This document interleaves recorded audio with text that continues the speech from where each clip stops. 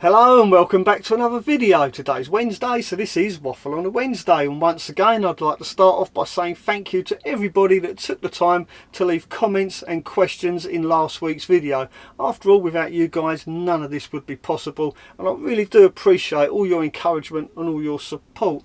Now this week I've got some really good questions coming up, and we've also got a troll in the house, so I'll be bringing back Troll of the Week. And Rebecca has gone to a lot of trouble to make a jingle for Troll of the Week, so this will become a regular feature. But I will do the Troll of the Week at the end of this video, because I've got a feeling that I'm going to get into a little bit of trouble over this. And also, I'd like to start this video off on a more positive note. So let's get straight into it and answer some of your questions. So let's start off with a question from over the pond, and this comes from Thomas Crouch. Mel, very informative.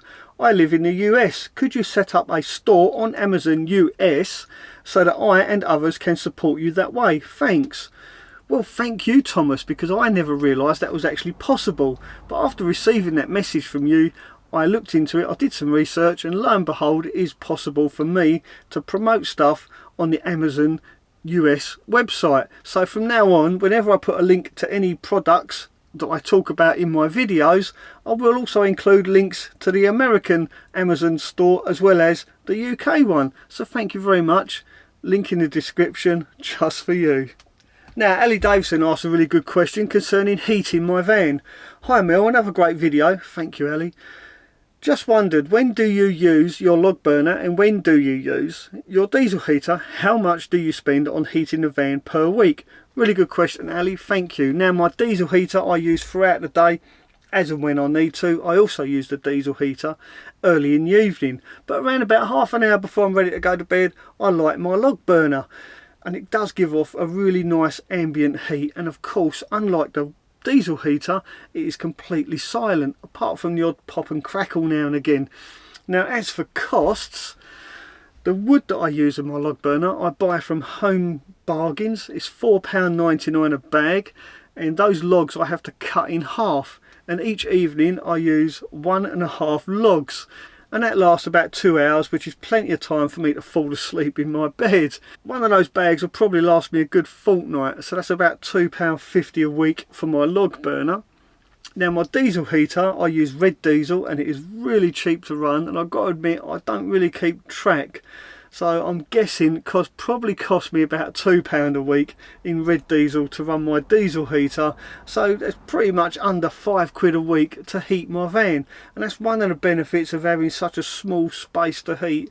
It is so cheap to heat this very small space, and it does heat up very quickly as well. Hope that answers that question. Now Paul Covert asked a question concerning the dreaded DVLA. And I quote, "Hi Mel, can you answer me this question?" I'll try my best, Paul. When does a converted van become a camper van, i.e. for insurance? And when do you have to let the DVLA know? Look forward to the Waffle on a Wednesday. Cheers, Paul. Well, Paul, the DVLA is a minefield at the moment. They've changed the rules on registering a van to a camper van, and it's pretty much impossible now to register your van as a camper van, but you do need to tell the DVLA of the changes you've made to your vehicle, especially if you've taken out a front seat and made it a two-seater rather than a three-seater. That part I know is a legal requirement. As for registering your van as a converted camper van, you can try your best to do that by filling out the appropriate forms that they put up online. My van, according to the DVLA, is a van with windows, despite all these modifications.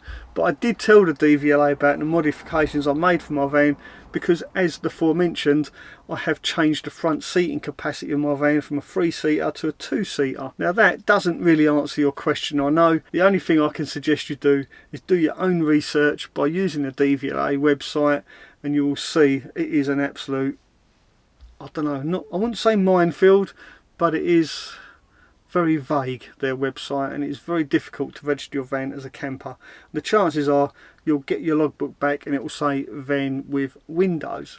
Now Chris Tate asked a question about safety, and you know me, I'm really hot on safety, and I always say keep it simple, keep it safe, apart from when LPG is concerned. But more about that later. Hi Mel, another great video. I was just wondering your thoughts about bulkheads. What are the advantages and disadvantages of keeping a bulkhead in? I realise a lot to do with what the van is being used for, but I feel would it be a lot safer if I kept mine in? Will I weaken the whole structure if I made a doorway from rear to cab, as the need for a hasty departure may sometimes be sensible? Well, Chris, the primary purpose of a bulkhead in any cargo van is to protect the driver and any passenger that's in the van in the event of an accident. The bulkhead will stop anything that's in the back of the van making contact with the occupants, like parcels, pallets, whatever happens to be in the back of the van. If there's a sudden impact, a sudden stop, all those contents will come flying forward to the front of the vehicle, and if there's a bulkhead, it will pretty much save the occupant's life. That's the primary purpose of a bulkhead. As for structural strength of the van, if you remove the bulkhead, it probably won't affect the structural strength. After all, there are a lot of vans are converted into minibuses and they don't have a bulkhead, so I'm kind of guessing that the structural strength isn't compromised if you do remove your bulkhead.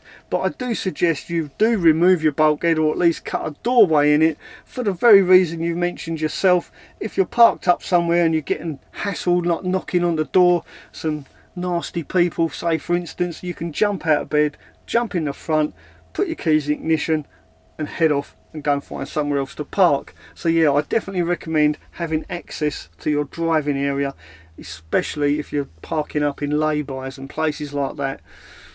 Hope that answers that question. Mel, on your waffle on a Wednesday, could you provide a link for your superb and warm looking beanie? It's getting colder and my follicle challenged head needs warming. Cheers, Brian. Well, Brian, thank you very much. I'm glad you like my beanie. It is getting a bit tatty, it is getting a bit worn out, but nowhere near as worn out as my Thinsulate beanie. If you're looking for a really good beanie, I highly recommend these Thinsulate beanies, and for you I will put a link in the description of this video. These beanies are double lined, you'll see, and they are really good. But again, this one's getting a bit tatty too, so I'm going to be buying one very soon. I'll put a link in the description to where I buy my beanies. Thanks for the great question. Happy shopping. Now, Aftab Lankan Pal, please forgive me if I pronounce that wrong, ask a question about my dash cam. Quick question, how are you getting on with the Viofo 3-channel dash cam? I'm thinking of ordering one through your affiliate link. If it's on there, thanks. Well, my affiliate links are always in the description of my videos, so thank you for your support. I really appreciate it. As for the dash cam itself, I'm more than happy with it. I'm really pleased with the picture quality, so much so that I actually included some of the footage from my camera in last week's vlog. So if you care to go and look at that, you can see the quality of the picture is really good. And if it's good enough for me to vlog with, it will definitely be good enough for you to make an insurance claim should you need to. And you need to rely on that footage from that dash cam. It will be more than good enough, more than adequate. So yeah, I cannot recommend that dash cam enough. I really do think everybody should have a dash cam in their vehicle, whether it be a car or a van. Do they do them for motorbikes? Maybe. But yeah, get a dash cam. Definitely worth their weight in gold. Now, last week's video featured LPG, and whenever I make a video or a vlog featuring LPG, I always expect to get some strange comments. So I'm just going to cover some of those. Well, these aren't strange, these are quite helpful actually. The strange ones I'll leave till later. You'll see what I mean. We'll come to that later. Right, so this one comes from Mike. He comments about the LPG bottle. I'll read it out because then it'll make more sense. Hi Mel, the safe-fill bottles are meant for filling direct, i.e. from the filler gun, and attached direct to the bottle. You can also buy a 3-piece Continental kit that screws into the bottle for Europe and Ireland. I just open a locker and fill mine. Not cheap to buy the bottles, but it pays for itself. Happy travels, Murph. So I think the point Murphy's trying to make is that I shouldn't be using an external filler to fill my gas bottle. I should in fact fill my gas bottle directly from the pump. And he's absolutely right in what he says. You can do that. I don't do that. I use an external filler, which is probably pretty sketchy. It's quite a dangerous way to do it. So that's why I say in the video, and I do clearly say in the video, don't do it the way I do it. I'm just showing you how I do it, and I don't recommend anyone copies that. But Murph, you're absolutely right, it is a lot safer to just connect the nozzle from the pump directly to the bottle. And it just so happens I've got a bottle here in a box. This is the one that I brought to replace the one that I robbed off of Rebecca.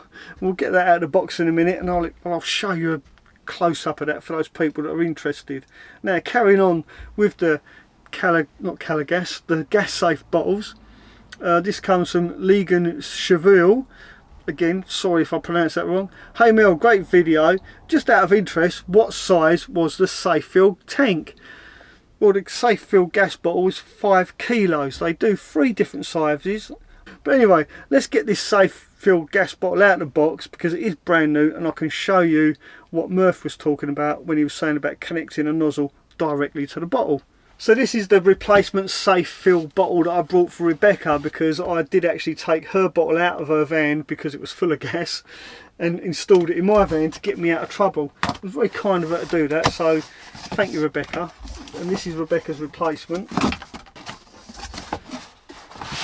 There you see, extremely light. These are ridiculously light because they're made of composite materials. So let's take a closer look at this nozzle on the gas bottle. You can see it's quite a long nozzle, and that's because it's a bayonet fitting. You can see these little lugs on it each side, a bit like a light bulb. So when you're at the petrol station, you get your filler, let's hold it like that. The filler goes over those nodules. You then turn it half a turn, lock it into place, press the button on the pump, hold your hand on the button, and then the pump does the rest. It fills your bottle up, but it doesn't fill it up, it only fills it up to 80% because there's a float inside this bottle, and as the liquid gas rises, the float will then cut off the flow, stopping you from overfilling these. You can only fill these up to 80%. That leaves 20% for that gas to expand should it get hot. Also, as an extra safety feature, if you open this bottle, open the valve right up, you'll notice no gas comes out. It's not until something goes into the nozzle that the gas escapes. If I stick my finger in there, you can clearly hear it. There you go. We'll turn that off now. I will put a link in the description of this video where you can buy these. They are absolutely fantastic and 100% safe. Now, like I said earlier, every time I make a video about LPG or featuring LPG, I do get some rather strange comments.